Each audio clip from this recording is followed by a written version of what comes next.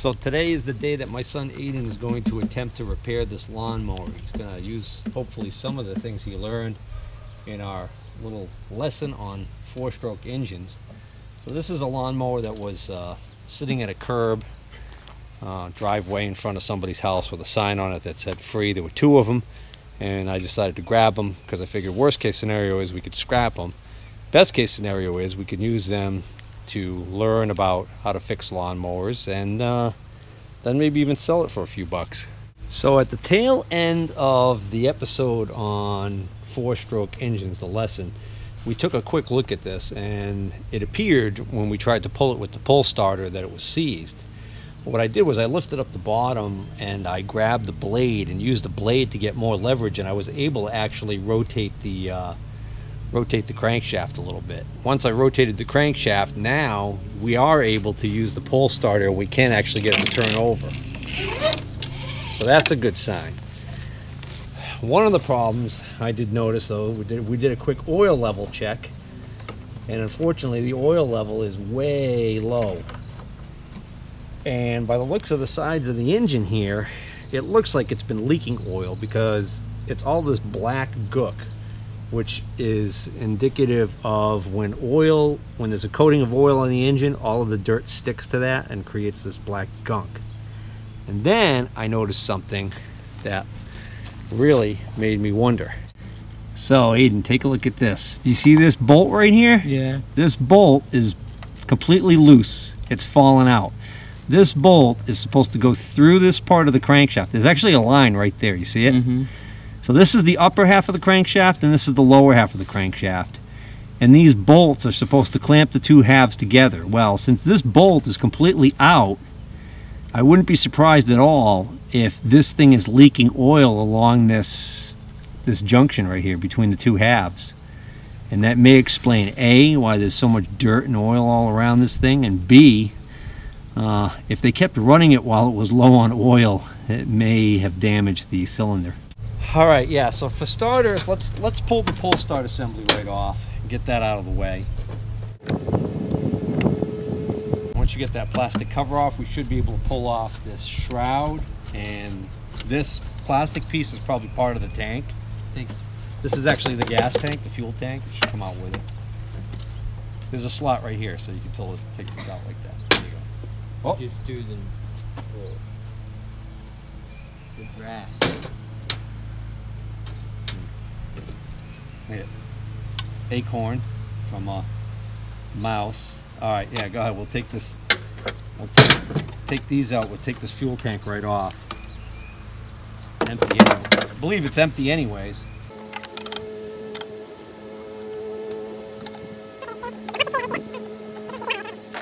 Take this off. You probably have to pull up on it, but you got to take the dipstick out.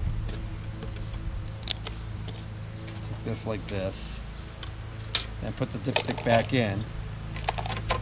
Now the fuel line should still be connected. You see it on that side? Yeah. So I gotta grab some pliers so we can take that off. You just pinch it and squeeze it. And once you squeeze it, it'll make that long enough that you should be able to slide it down the hose.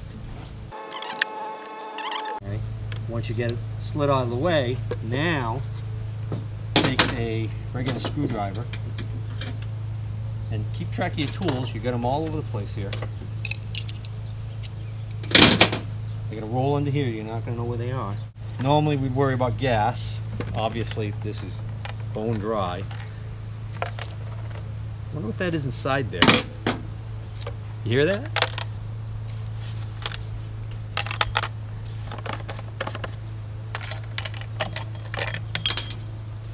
Oh, that's the little disc that was part of the cap. This is supposed to be a little disc for a vent. It's supposed to be on this, and for some reason it fell off. I'm not sure what holds that on there normally. I guess it just sits on there like that. Yeah, well, not gonna worry about it now. One of these were really hard to get off. They may have never been off in the history of this machine. All right, you got all the screws out of that thing? See if it comes off. Sometimes they attach this. Oh no, they didn't. I just took it off. Okay, good. Oh my goodness! You broke it! There is oil in there. See it? Yeah, but we need to drain it. Yeah, we probably should have drained it before we did this. That's okay. Take this cover off right here so we can see how this attaches to this. Because what I'd like to do is actually take this whole thing right off of this mower deck and clean it in the parts cleaner. Because it is filthy. Yeah. Yeah, you've been in the sun like a whole 20 minutes today. You really should pace yourself. I'm sure that there's a lot of really proper maintenance done to this thing over the years. Look at this. Look at this, Aidan. Right there, look it. We've got this little line right over here. This tube, see it? Right there. It's completely cracked. Big hole, big opening, see it? Mm-hmm. Yeah, new tube. Yeah, and that comes from, that looks like it might come from the breather. So, it's another place oil might leak out like crazy. Oh, this is a real leaker. Alright, so Aidan removed this cover, and nice. All we've got is a belt. So if we pop this belt off, then we could actually unbolt this whole motor from the deck and give it a cleaning. Alright, so the interesting thing is that the drain plug for the oil is underneath here. You can't quite see it, but it's a big plug. It's a 13/16 size plug. But the cutout area for the motor to drop into, the plug is right up against it. So that hex nut, there isn't enough clearance to get a socket on. You'd have to have a really thin wall socket to get on there. I can just barely get it to grab. I'm going to see if I can break it free. If not, what we're going to do is we're going to just try and remove the 4 bolts that hold, it looks like maybe there might even be only 3 bolts that hold the whole motor into the deck, and we'll take the whole thing out. And then we'll just tip it and dump the oil out through the through here. And actually there is, now I can see, there is a little rubber. See, Aidan, look, there is a little rubber seal. This would slide over the end of that tube before we put the tube back in. That's supposed to be what keeps it from leaking oil. What do you got? All right, I'm gonna just try and break that free for you. Let me have the ratchet. Or is it under here? Oh. You know what, take that out for a minute, because it's just gonna be in the way until I loosen it. If I get it loose, then we can put it underneath there and see if any oil, or we can get it to drain. But if I can't get this off, we'll have to go with the other plan anyways, so. Oh wow. That is so loose, I just loosened it with my fingers. That's amazing how loose that is. Hey, that's Or was. Oh, you know what? What? I'm gonna grab a rubber glove. Can you give me some, Because please? it's gonna run all the way down my hand. Can you get me some, please? Yeah. Can you look at the level? Holy moly, it's going down fast. Not a lot of oil in there. Judging by how much it's slowing down, I'd say it's almost empty. Yeah, it is. Wow, I can't believe how low the oil level was in here. That's not good. Do you have any extra oil? That's not the problem.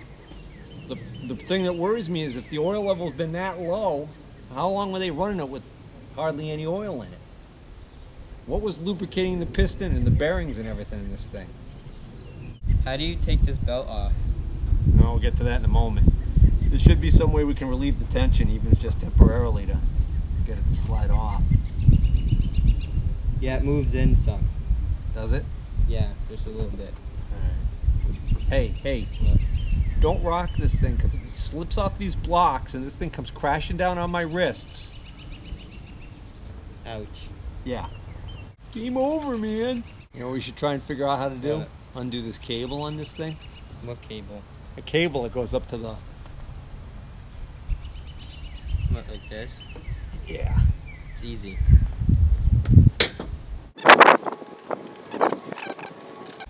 And then there's a slot, and then once that's there we go. Beautiful. Well, that was easy. That's So far, what are you doing? pushing. That's hard to push in. Well, yeah, because you have all the leverage of that big lever up there when you pull on it, pull on the cable. So that's actually probably normal that's hard What's that? to do. Huh? What's that? That's not the magnet, but what is That's that? probably a counterweight for the magnet. Remember, just like on the other flywheel, Yeah. there were counterweights over here to counteract the forces of these magnets flying around, to kind of keep it kind of. It's still leaking a little bit. Yeah, I'm not surprised. That puddle was actually from when I first started unscrewing it. All right, let's see. Why don't you grab a 1/2-inch deep socket and see if you can take out those 3 bolts that we saw that hold the whole motor onto the frame. Because you know what? If we get the motor unbolted, we can slide it over this way, and this will loosen right up and come off like nothing. Actually, that looks like it's engaged now, is it? No. You have to push it up to engage. Yeah, but see what I'm saying? Why doesn't that come back? Because this lever is making it get engaged. It's because when you do this, pull this up, Daddy, look at it. Yeah. You pull this up, you do that, and it locks in. And then it let goes if you pull the lever. You don't understand my point. There's tension on here right now. Why doesn't this move that way to disengage? Because there's something inside here this lever is moving so it doesn't engage. Like there's a mechanism in it. So Aidan and I were just having a lively discussion about this. I'm asking why this doesn't move. And I'm not quite understanding his point, but here's my point. Right now this belt is tight, correct? And this belt goes to a pulley on the crankshaft, correct? So right now, if the engine was running, this would be turning, correct? Mm-hmm. If the belt is tight, why wouldn't it? It would be turning. Maybe there's like a So transmission this in goes, there. this is a transmission. Maybe it's like has a mechanism in there that puts it. So what you're saying is inside the transmission here, you think that's what this activates? Yeah. Okay, all right, that makes sense to me. I think you're smarter than I am. I'm gonna edit all of that out. Nope, put it in there. Do you think maybe we could get you to unbolt those things? Unbolt what things? Oh yeah, those. If I can. Ugh.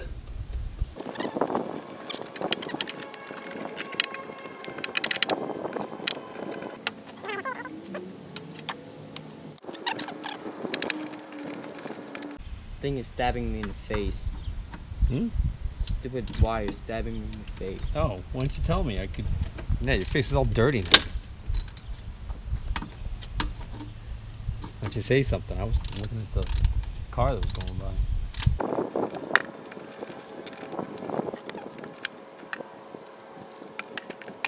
Hold the thing. Yeah, hold on. Good. You got it a little bit. There you go. See how the motor just moved over? Mm-hmm. That's taking the slack up on this transmission. It's releasing this belt tension some, so we should be able to get this off. Oh, this whole thing moves forward. You see that? Yeah, I told you that I move forward.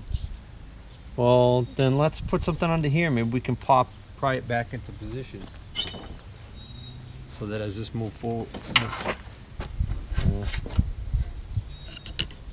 See, it's almost like this pivots down. I think I would need that screwdriver to do that.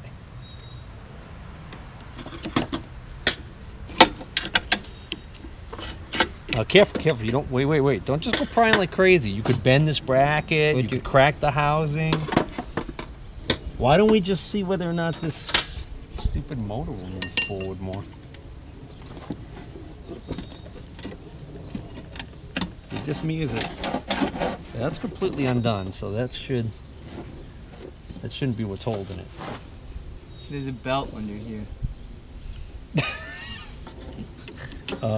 Do you think maybe it's the belt that you're seeing right here going through a slot in the deck right there? Yeah. Okay. Good. Hey, how about this? What? Find a socket that fits on there. I don't want you to take this off. I'll show you what I want to do. Sorry, we're good. We got till next winter to finish this. Ah, don't take it off. I know, I'm gonna loosen it, right? No, don't even loosen it. What I want to do is I want to use this as a handle to do this. See? Do you have a screwdriver? And just like that,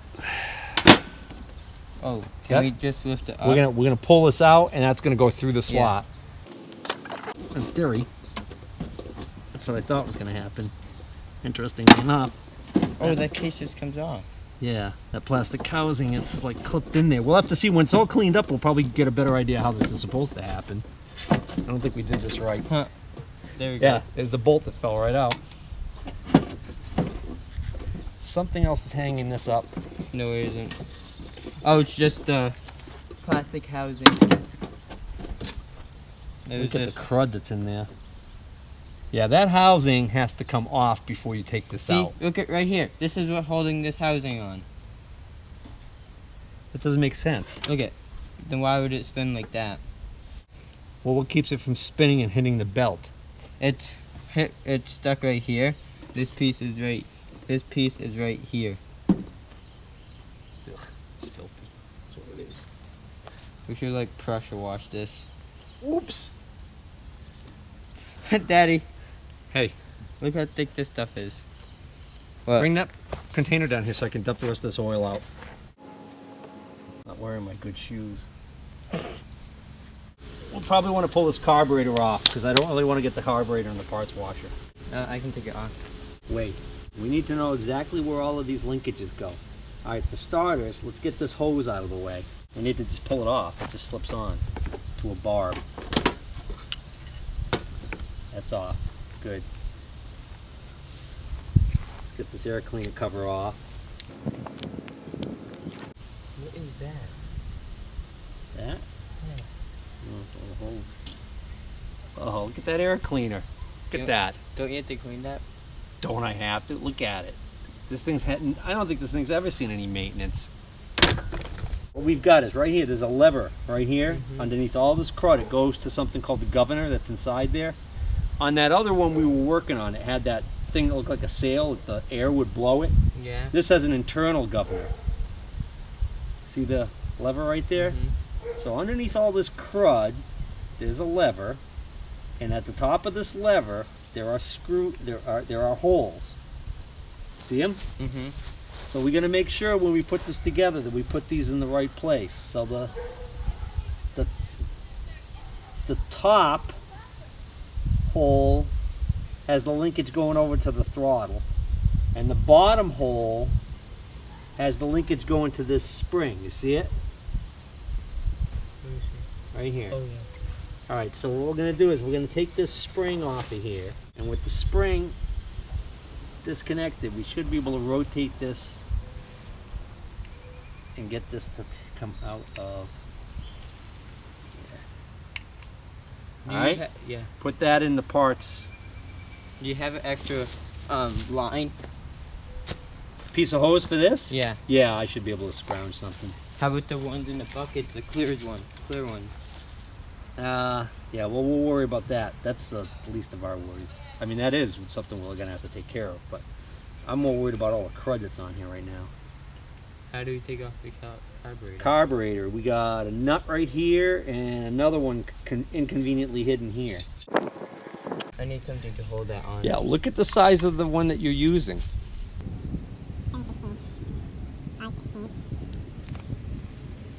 I don't think you're going to be able to get a nut driver on there, quite frankly. But I got it with my hand. Yeah, I just love how they did that, huh? Look, you should be using the box end. Try and get that in there. There you go. That's what that's made to be. That's tightening. Yeah, it looks like the bracket that spring attaches to is held on by that bolt too. So keep in mind that when you take that out, you might be able to just leave that bolt in there. Why do you think that? Because it's not turning yet. That's going to be fun putting that back in. You know what I'm wondering? What? Move your hand.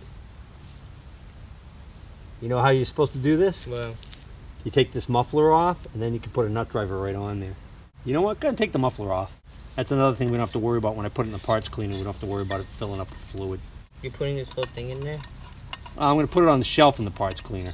Then I'm going to try and clean it as carefully as I can. Why do these have that thing on the... What's this? Watch this when I take it out, Daddy.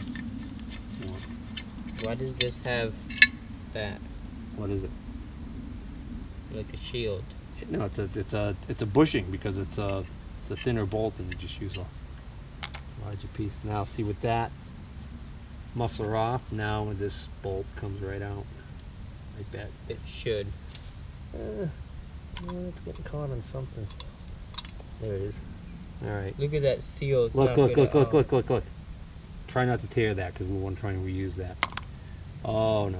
Oh, When yeah. I said look, look, I was trying very hard to point out to you, you wanted to make note of which way this was. Oh.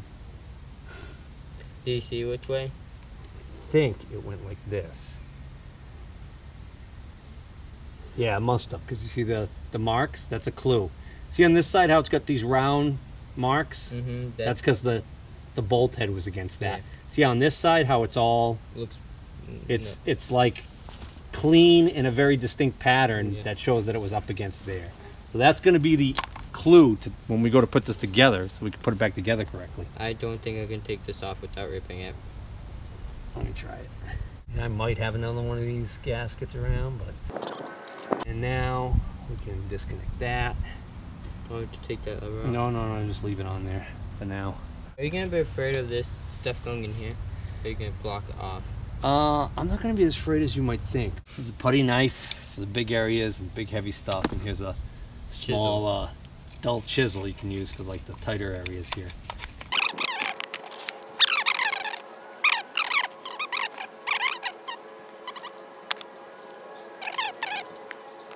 It's a perfect time for Daddy to go take a beverage break. All right, I just ran this thing in the parts cleaner, cleaned it up as best as I could. I ended up pulling off the blade adapter off the end of the crankshaft. That's just a press fit on the end there. By pulling that off, I was able to take that shroud off. And the reason why I did that was because I was having a really hard time getting, there was a whole bunch of grease, like oily grass gunk that was just all stuck in the pulley and underneath there, and that obviously wouldn't be good. So by taking that off, I was able to clean all that up. So now what I want to do is I want to reinstall this bolt that fell out. I think first, let me just check and see how tight all the other ones are. And then if that's the only one that's loose, what we'll do is we'll put some Loctite on the threads so it can't vibrate out again. Okay. Are you gonna put Loctite on there? Are you gonna put the red one on? No. The red one, You have to heat up. yeah, with a torch. So the red one would be really overdoing it. I'm gonna go grab some blue. All right, so Aidan and I just, we tightened up all of the bolts that put the crankcase together. The one that had fallen out, we put a little bit of blue Loctite on the threads and tightened that one in. I noticed that when we tightened it all up, you could actually see this gasket squeeze out a little bit, which is a good sign. Didn't look like it was doing that Is this before. supposed to be cracked? That's not crack. Those aren't cracks. Those are casting line, sand casting lines. This is a cast piece. Those are not cracks. Just like on the casting I showed you where the two sides meet, there's a little line right here. Oh, all these lines right here. Yeah, those are all, believe it or not, those are all cast. When they cast it, they didn't bother cleaning it up very well. Those are not cracks. What Aidan's asking about are these lines right here. If you feel them with your finger, you can actually feel that they stick up. So they're ridges. They're not cracks. They look like cracks, I give you that, but they're just casting marks. So Aidan's in the process of tightening down the 3 bolts that hold the motor to the deck. He cleaned up the deck somewhat too. Is it even going in? What? That one? It was. You want to do it from this side? It might be easier. No, it's better this way. I don't know, whatever. Is it going in? Yeah, I'm watching it. I see it turning. All right, I just pulled the spark plug. Does seem like it's Seemed like it had compression. It doesn't sound too bad. There's a little bit of a rub, but it's actually, I think, yeah, it's actually this magnet's rubbing the magneto a tiny bit. So I think clean this. Yeah, to say the least. I'm going to take the bowl off of this carburetor so we can inspect the inside and see the condition of it. But before I do that, I'm going to give the outside a quick cleaning because there's so much gunk on there. I don't want that getting into the carburetor. All right, cleaned up all the major gunk off of the carburetor. So now we're going to open up the bowl. So Aidan, you're going to unscrew this brass nut. It's a special nut. It's actually part of the jet too, more than likely. So it's got a little number on it. It's probably the jet number. Don't want to break it. Yeah, all right. Well, hold on. I'll hold it. I'll hold it. You turn it. Ah, yeah. And we'll see what's in the bowl. Don't lose the washer that's on there. See it? Mm-hmm. And there's a gasket that actually seals the bowl to the bottom of the carburetor. No, you don't want to use that. There we go. That actually doesn't look that bad. What's that? That's the float. What happens is gas comes in from the tank through gravity and it goes into the carburetor through this line into here. Right? And it starts to fill up this bowl. This bowl acts like a little miniature tank. And this is where the carburetor sucks the gas up into the airstream. But if this just kept filling up constantly from the big tank, it would overflow. All right, and gas would start coming out all over the place, which can happen if something goes wrong. So they have an ingenious method here. You see, this thing is called a float. This is actually a little hollow donut that floats. So when the gas level in this bowl starts to rise, it starts to push this up. And then it pushes a lever. It pushes a lever, and it pushes that little, see that little square looking metal thing in there? That's called a needle valve. That goes up and closes a port where the gas is coming in. So then there's enough gas in there. Then as the motor's running and it uses gas and the gas level starts to drop again, then that will open again and let more gas in again. Okay? That's basically how that works. So that gasket's not great, but we're not gonna get crazy with this thing. So let's just wipe out the dirt that's inside of this. It actually looks pretty clean. Sometimes you see corrosion in here. If you see corrosion in here, it means that there was water in the fuel, which can happen with alcohol-based fuels. What happens with alcohol-based fuels is the water molecules bond to the alcohol molecules, and they sit in the bottom because they settle to the bottom because the gasoline is lighter than the water. So the water sits on the bottom of the bowl. If it's sitting for a long time, it can start to actually corrode the aluminum. The corrosion, if it gets bad enough, can actually cause little pieces of the corrosion to actually start to flake off and become little tiny pieces of debris that can clog the jets in the carburetor. So that's why we want this as clean as possible without getting too crazy about it. Now, you notice there is a indentation here on the carburetor. Yeah. Okay, so we want to make sure that if you look, you think about it, when this is working, this is the low point in the bowl right here. So this is probably supposed to go on like this. See, what you can do is push this on and tilt it like this. I'm listening for that to make sure that float is moving freely. If it's not moving freely, then stop what you're doing because you're liable to have a stuck float. And then I just check real quick if those holes are clear, and they are. And I always start these by hand so they don't cross thread, because with the feel of my fingers I can tell if it's going in correctly or not. And then Mark, stop wearing my shirt. that's it. Why would he wear your shirt? Look at this, my shirt. Let's put the carburetor back on. What we didn't show before we took this apart, and we didn't really see very well because it was so dirty, was how all the linkage exactly goes, because there's more than one hole on this part here for the butterfly, for the throttle butterfly. So it's actually this hole right here. It's closest to this corner where my finger is. That hole is where one of the linkages goes. And then it's in the top hole of the arm on the governor.